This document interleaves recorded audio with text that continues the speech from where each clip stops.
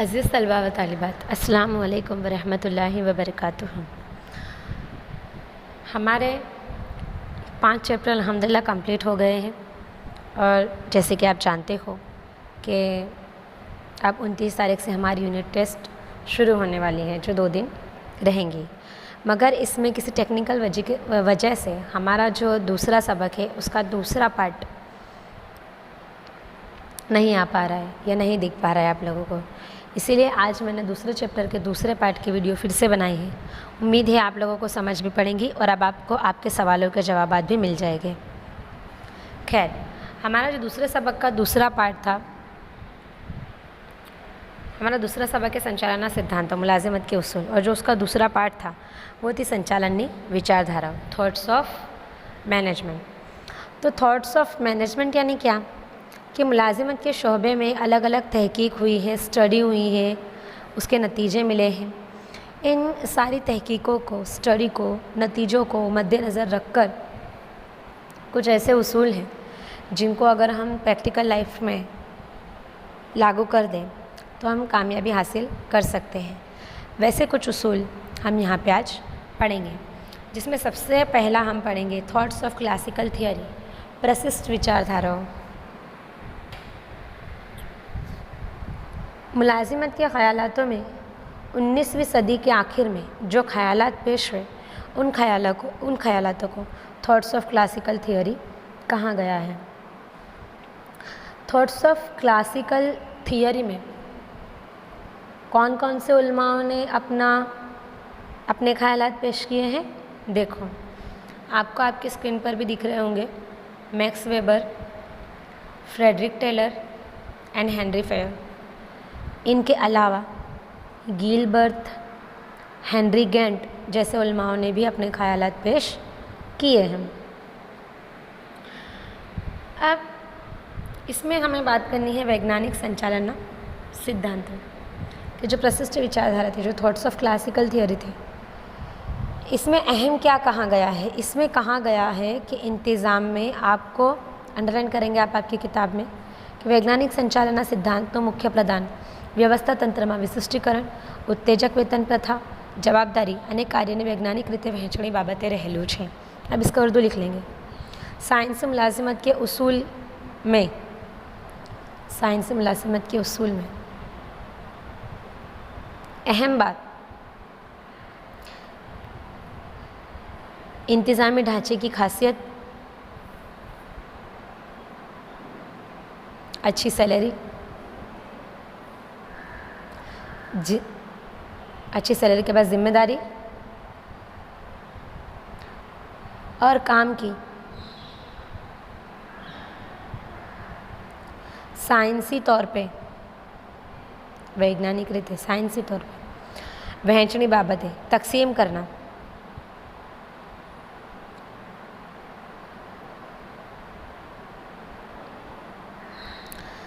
अब ये उसूल क्यों आए, कैसे आए, कहाँ से आए। 19वीं सदी का जो आखिरी वक्फा था, जो आखिरी वक्त था, उसमें सनदी इनकलाब के नताइज की वजह से जो कारोबारी इकाई थे इनके कद क्या हुए, बढ़ने लगे। तो जो उल्मा थे उनको ऐसा लगा कि हमें इन कारोबारी इकाइयों का कद बढ़ने की वजह से हमें कुछ उसूल बनाने चाहिए। कैसे उसूल बनाने चाहिए जिससे हमें मुलाजिमत करने में आसानी हो, और उसी वजह से ये थॉट्स ऑफ क्लासिकल थियोरी का वजूद पेश आया। उसके बाद हमारा जो दूसरे थॉट्स है वो है thoughts of neo classical theory, नव प्रशिष्ट संचालनी विचारधाराओं। और जो प्रशिष्ट थे, जो क्लासिकल थे, उसमें कुछ नई चीज़ें ऐड कर दी गई और फिर हो गया thoughts of neo classical theory. देखो, जो प्रशिष्ट विचारधारा थी, जो क्लासिकल थियोरी थी, उसमें कुछ कमियां लगी उलमाओं को। होता है ना कि कभी कभी नई नई खोज होती है या काम करने का तरीका बदल जाता है तो हमें लगता है कि जो हमने पहले किया वो सही नहीं था या हमें इस तरीके से करना चाहिए था। तो वैसे उलमाओं के साथ हुआ, उन्हें लगा कि हमें हमारे थॉट्स में, हमें हमारी थियोरी में, हमें हमारे उसूल में कुछ बदलाव करने चाहिए। और वो बदलाव उन्होंने करके फिर जो थियोरी दी उसे कहा गया नव प्रशिष्ट, नियो क्लासिकल थियोरी। 19वीं सदी के आखिर में सनदी इनकलाब की वजह से एल्टन मेयोन ने एक नए ख़यालात को जन्म दिया। इसीलिए एल्टन मेयोन को नियो क्लासिकल थियोरी के प्रणेता यानी फादर भी कहा जाएगा। अच्छा, ये नियो क्लासिकल थियोरी किस चीज़ पर तवज्जो देने का कहता है? जूथ वर्तन, यानी हम जब हमारे मुलाजिमों से बात कर रहे होते हैं, हमारे कामदारों से बात कर रहे होते, तो गिरोह के साथ हमारा रवैया कैसा है, या जो हमारे मुलाजिम हैं, जो हमारे कामदार हैं, उनका जब वो गिरोह के कॉन्टेक्ट में आते हैं, जब वो गिरोह में काम करते हैं, तब उनका रवैया कैसा है, ये देखने के लिए हमें thoughts of neo classical theory कहता है। इसके अलावा thoughts of neo classical theory में और कौन कौन से उलमाओं ने अपने ख़यालात पेश किए हैं? एल्टन मेयोन ने तो किए ही हैं। इसके अलावा Rensis Likert, Herzberg, Chris Argyris, McGregor और मास्लो। अगर आपको ज़्यादा नाम याद ना रहते हो तो आप सिर्फ 3 ही रख सकते हो, एल्टन मेयोन, हर्ज़बर्ग और अब्राहम मास्लो। इसके बाद आता है वर्तन संबंधित विचारधारा, थॉट्स ऑफ बिहेवियर रिलेटेड। सबसे पहले आप इसको एमपी कर दोगे। अब हम इसको समझेंगे कि मुलाजिमत क्या है। हमने पहले चैप्टर से ही हम बार बार सुन रहे हैं कि मुलाजिमत दीगर अफराद के पास से अपना काम निकलवाने का फ़न है, कला है, हुनर है। प्रोफेसर उर्विक ने भी वही बात कही। प्रोफेसर उर्विक ने क्या कहा? તમે તમારા માણસોને સાચવો, તમારા માણસો બાકીનું તમારું બધું જ સાચવી લેશે। कि यानी तुम अपने कामदारों का ध्यान रखो, अपने अफराद का ध्यान रखो, बाकी का वो सब संभाल लेंगे, फिर आपको कुछ देखने की ज़रूरत नहीं रहेगी। अच्छा, थॉट्स ऑफ बिहेवियर रिलेटेड के ख़यालात किसने रखे? ये ख़यालात रखे एल्टन मेयोन ने। एल्टन मेयोन ने कहा कि हमें हमारे कामदारों के साथ, हमारे लेबर्स के साथ कैसा रवैया रखना चाहिए, कैसा रवैया रखना चाहिए? एकदम प्यार भरे रवैया रखना चाहिए। हमें उनसे हमारा काम तो निकलवाना है, लेकिन कैसे? प्यार से निकलवाना है। अच्छा, ये थॉट्स ऑफ बिहेवियर रिलेटेड किस चीज़ पर तवज्जो देने का कहता है? आंतर मानवीय संबंध, यानी जो हमारे अफरादों के अंदरूनी ताल्लुकात थे उन पर ध्यान देने का कह रहा है, खबर रसानी करने का कह रहा है, हौसला अफजाई करने का कह रहा है। क्यों? क्योंकि इससे जो सनदी अनबन होती है हमारे लेबर्स के बीच, हमारे कामदारों के बीच, ये नहीं होंगी। तो हमारा जो कीमती वक्त एंड एनर्जी है जो इन सारी बातों में वेस्ट होता है, वो इसमें नहीं होगा। और हम और हमारे लेबर्स, हम दोनों मिलकर क्या कर पाएंगे? बेटर तरीके से अपना इंतज़ाम कर पाएंगे और अपना काम कर पाएंगे, और हमारी कारोबारी इकाई के जो मकसद हमने तय किए हैं उन्हें हासिल कर पाएंगे। उसके बाद आता है आधुनिक विचारधाराओं, थॉट्स ऑफ मॉडर्न मैनेजमेंट। ईस्वी सन 1960 के बाद सनदी बदलाव आए। अब वो सनदी बदलाव में Koontz, O'Donnell, George R Terry, Peter Drucker, William Ouchi, C.K. Prahalad जैसे जो उलमा थे, इन्होंने क्या कहा? इन्होंने कहा कि मुलाजिमत में आपको सिर्फ मैनेजमेंट ही नहीं करना है, मैनेजमेंट ही नहीं पढ़ना है।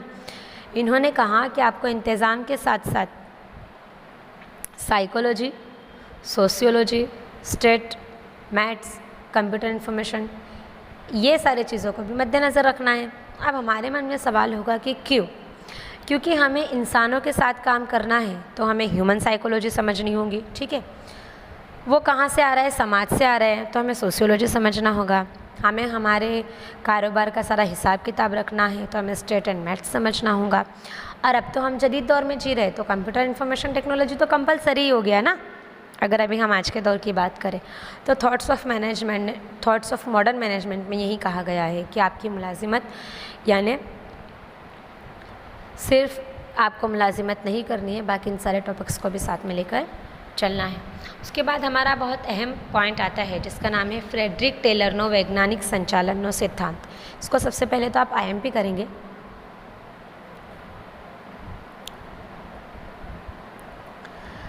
जो हमारे थॉट्स ऑफ क्लासिकल थियरी थी, इसमें सबसे ज़्यादा अहम बात अगर किसी ने कही तो वो थे हमारे फ्रेडरिक विंस्लो टेलर।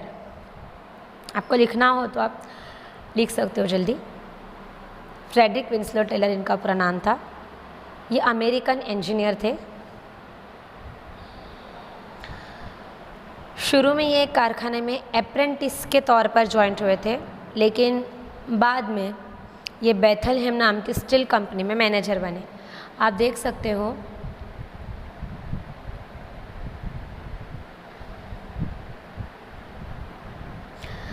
इसके बाद फ्रेडरिक टेलर ने सबसे पहली बार साइंसी मुलाजिमत के उसूल पेश किए, इसीलिए इन्हें वैज्ञानिक संचालन पिता, साइंसी मुलाजिमत के फादर के तौर पर भी जाना जाता है। आप देखो, जो आपको आपकी स्क्रीन की लेफ़्ट साइड पर दिख रही है वो उनकी किताब है, एंड जो आपको राइट साइड में दिख रही है वो बेथलहेम स्टील कंपनी है, जहाँ पर फ्रेडरिक टेलर मैनेजर थे। क्योंकि मैंने दूसरे चैप्टर के फर्स्ट पार्ट में आपसे कहा था कि ये जो मुलाजिमत के उसूल हैं ये सिर्फ हवा में ही नहीं दे दिए गए, ये हमारे उलमाओं के तजुर्बे का निचोड़ है। ये वो है जो उन्होंने महसूस किया, जो उन्होंने प्रैक्टिकली लाइफ में देखा, और फिर उन्होंने हमें ये उसूल बनाकर दिए। अच्छा, याद रखेंगे हम कि फ्रेडरिक टेलर को वैज्ञानिक संचालन पिता, साइंसी मुलाजिमत के फादर कहा जाता है। अब हमारे जो कारोबारी इंतज़ाम है इसको हम कितने हिस्सों में तकसीम करेंगे? 2 हिस्सों में तकसीम करेंगे। सबसे पहला हिस्सा हो जाएगा मालिकों का, दूसरा हिस्सा हो जाएगा कामदारों का, लेबर का। अब आप देखो, जो मालिक है उसका मकसद क्या होता है कि मैं ज़्यादा से ज़्यादा नफ़ा हासिल कर लूँ, ज़्यादा से ज़्यादा अपनी प्रॉपर्टी बना लूँ, ठीक है। जबकि जो कामदार होते हैं, जो लेबर्स होते हैं, उनका मकसद क्या होता है कि मेरी ज़्यादा से ज़्यादा सैलरी बढ़े, मुझे काम करने का इत्मीनान हो। अब दोनों के मकसद अलग अलग है। जब तक मकसद अलग रहेगा तब तक इनके बीच में आपस में क्या होता रहेगा? संघर्ष। तो इसी चीज़ को मद्देनज़र रखते हुए फ्रेडरिक टेलर ने जो जूने तरीके थे, जो जूनी प्रोसेस थी जिसके तहत कारीगरों को ट्रीट किया जाता था, या अगर सीधी लैंग्वेज में कहे तो ना टॉर्चर किया जाता था, इसका उन्होंने विरोध किया, इसकी उन्होंने मुखालिफत की, और उन्होंने रूल ऑफ थंब का उसूल दिया। रूल ऑफ थंब मतलब कैसा था कि इसमें हमेशा मालिक अपने हाथ के नीचे अपने जो मज़दूर है, अपने जो लेबर्स हैं, उनको दबा कर रखते थे। मज़दूरों की अपनी कोई अलग आवाज़ नहीं थी, ये हमेशा अपने मुलाजिमों की, अपने मैनेजर्स की ही सुन के चलते थे। ये कभी कुछ कह नहीं पाते थे। इनकी जो हुक्मी और इनका एक जो कह सकते कि टॉर्चर इतना बढ़ गया था कि फ्रेडरिक टेलर ने ये उसूल बनाकर उनसे सीधे सीधे कह दिया कि जो आपका रूल ऑफ थंब है वो नहीं चलेगा, अब आपको साइंसी तौर पर मुलाजिमत करनी होगी। इसके बाद हम देखेंगे जो हमारा वैज्ञानिक संचालन है, जो हमारा साइंस इंतज़ाम है, उसकी તારીફ। તમે માણસો પાસે શું કરાવવા માંગો છો તે જાણવું, અને તેઓ ચોક્કસ રીતે તથા ઓછામાં ઓછા ખર્ચે काम करे તે જોવું, એટલે वैज्ञानिक संचालन। देखो, फ्रेडरिक टेलर ने क्या कहा कि तुम अफराद के पास से क्या करवाना चाहते हो, पहले तो ये जान लो, और उसी काम को कम से कम खर्चे में हम किस तरीके से कर सकते हैं ये देखना, यानी साइंसी मुलाजिमत। अब फ्रेडरिक टेलर खुद भी एक इंजीनियर थे, तो उन्होंने ये बात खुद रियलाइज़ की, इस बात को उन्होंने महसूस किया कि जब तक आप कामदार को अच्छी सैलरी नहीं दोगे ना, तब तक उससे काम करने की क़ुव्वत में इजाफ़ा नहीं होता है। एक जाहिर सी बात है कि अगर हम अच्छा काम कर रहे हैं और अगर उसको कोई नोट भी नहीं कर रहा है तो हमें तकलीफ़ होती है, हमें बुरा लगता है कि मैं इतना अच्छा कर रहा हूँ और किसी ने मेरी तारीफ़ भी नहीं की। तारीफ़ से तो और कुछ नहीं होगा, लेकिन एटलीस्ट जो हमारे लेबर्स हैं, जो हमारे कामदार हैं, उनकी काम करने की क़ुव्वत में इजाफ़ा होगा एंड उनकी हौसला अफजाई होगी। उन्हें यह सेटिस्फेक्शन मिलेगा कि हाँ, मैं जो अच्छा कर रहा हूँ उसको मेरे मैनेजर्स नोट करते हैं। इसके बाद हम देखेंगे वैज्ञानिक संचालन सिद्धांत, जिसमें सबसे पहला है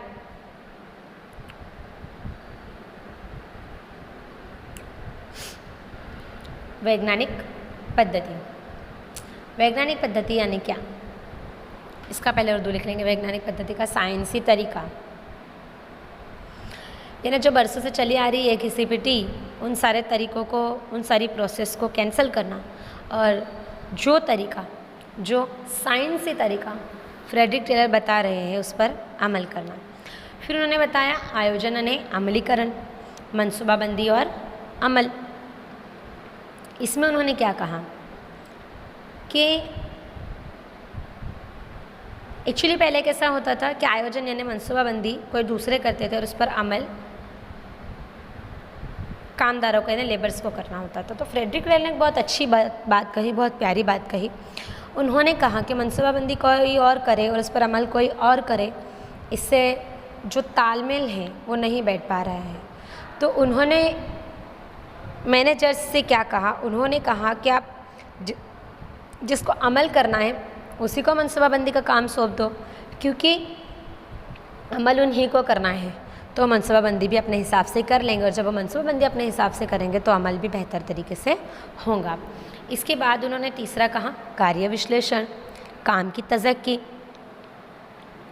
कि कम खर्चे में और रफ्तार से काम हो, इसके लिए हमें बार बार काम की जांच करनी चाहिए कि कौन कितने वक्त में काम कर रहा है, कितनी रफ्तार से कर रहा है, कैसे कर रहा है, ये देखना चाहिए।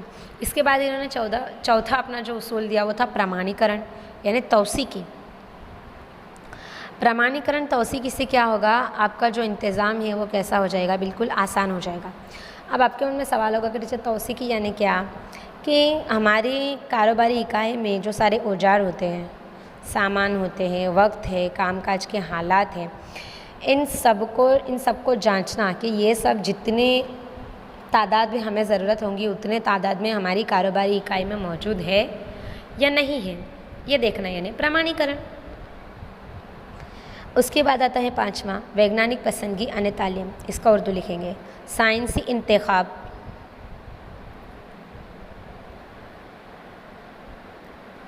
और तरबियत।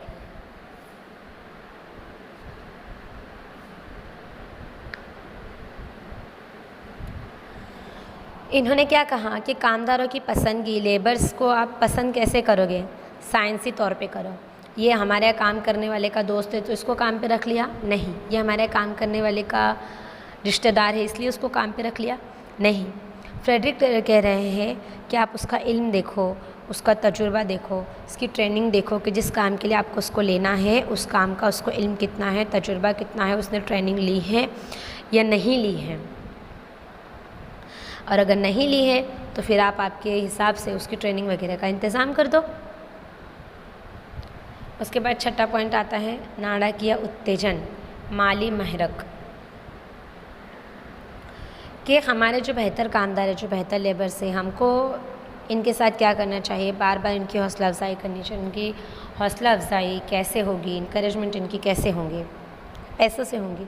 क्योंकि अगर ये रफ्तार से काम कर रहे हैं, कम वक्त में काम कर रहे हैं, कम खर्चे में काम कर रहे हैं, तो जाहिर है कि हमें इनका इनकरेजमेंट करना होगा। इनकरेजमेंट हम कैसे कर सकते हैं, इनकी सैलरी बढ़ाकर, इन्हें बोनस देकर, इन्हें शेयर्स में नफ़ा देकर, इस तरीके से हम इनकी हौसला अफजाई कर सकते हैं। इसके बाद आता है कर कसर यानी कमी। अब इसमें ये नहीं कि कर कसर यानी कमी, तो कमी का मतलब ये नहीं हो गया कि फिर मतलब आप आपकी क्वालिटी के साथ ही छेड़छाड़ कर दो, नहीं।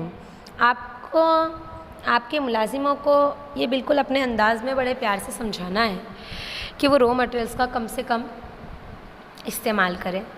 और ये कर कसर आप अगर उनको गुस्सा कर समझाओगे, ज़बरदस्ती करवाओगे तो वो नहीं करेंगे। आपको आपकी कारोबारी इकाई में इस तरीके का माहौल बनाना पड़ेगा कि वो खुद ही कर कसर करने के लिए राग़िब हो जाए। इसके लिए आपको क्या करना चाहिए, आई एम विथ यू, यानी अपने मुलाजिमों को ये एहसास कराना चाहिए कि आप उनके साथ हो। I am listening to you, कि आप उनको सुन रहे हो, उनकी हर बात को। आई केयर अबाउट यू, कि आप उनकी फ़िक्र करते हो, आप फ़िक्रमंद हो उनके लिए। And I am praying for you, और मैं आपसे दुआ करता हूँ। यानी आपको ये उनका एहसास दिलाना पड़ेगा कि मैं गॉड से दुआ करता हूँ कि हमारा जो मकसद है, हमारा मीन्स के मैनेजर का एंड लेबर्स का, दोनों का मकसद तो एक ही हुआ ना। फ्रेडरिक टेलर ने हमें बताया ना रूल ऑफ थंब के बाद कि दोनों का मकसद एक कर लो, और दोनों का मकसद एक हुआ। दोनों का मकसद क्या है, कारोबारी इकाई को तरक्की दिलाना।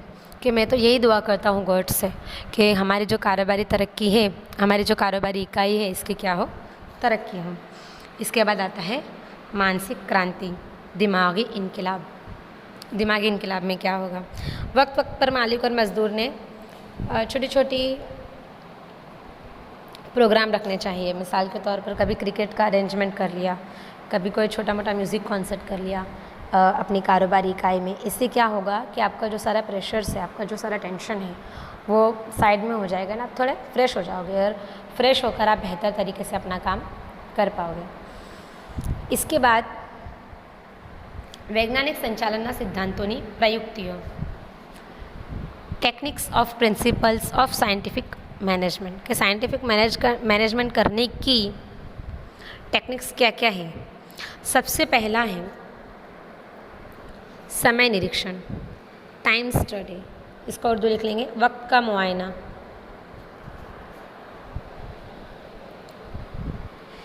किसी भी काम के हिस्से को पूरा करने के लिए जितना वक्त लगता है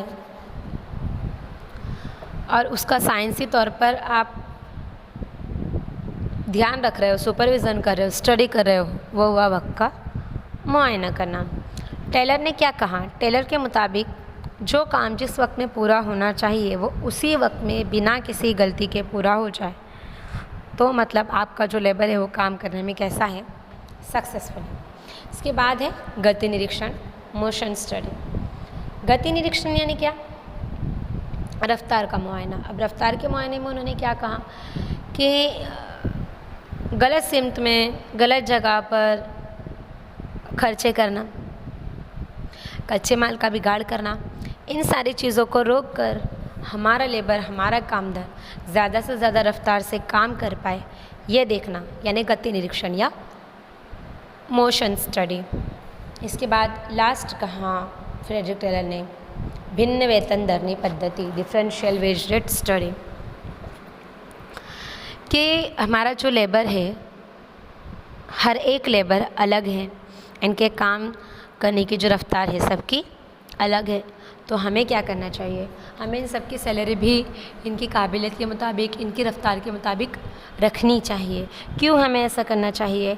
इससे जो अच्छे लेबर हैं, क्योंकि हमने तो वक्त का मुआयना किया, रफ्तार का मुआयना किया, तो हमारे वक्त और रफ्तार के मुआयने में हमें ऐसा लगा कि हमारे ये मुलाजिम कम वक्त में ज़्यादा प्रोडक्शन करता है, हमारे कच्चे माल का कम से कम बिगाड़ करता है, तो हमें उसकी सैलरी औरों से अलग रखनी चाहिए। इससे उसकी तो हौसला अफजाई होंगी ही होंगी, उसके साथ साथ हमारे जो दूसरे लेबर्स हैं, जो दूसरे कामदार हैं, उनकी भी हौसला अफजाई होंगी। वो ये सोचेंगे कि जब इसको इसके अच्छे काम का रेट मिल सकता है तो हमें क्यों नहीं मिल सकता, है ना। जाहिर है कि हर किसी के मन में एक क्वेश्चन होगा। तो आज हमारा फ्रेडरिक टेलर का उसूल यहाँ पर ख़त्म हुआ एंड मुझे उम्मीद है कि आप यूनिट टेस्ट में बहुत अच्छा परफॉर्म करोगे। All the best.